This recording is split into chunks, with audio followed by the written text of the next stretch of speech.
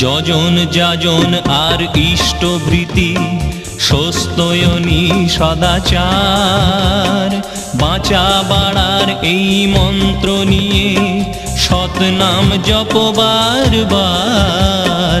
যজন যাজন আর ইষ্টভৃতি স্বস্ত্যয়নী সদাচার, বাঁচা বাড়ার এই মন্ত্র নিয়ে সৎনাম জপ বারবার।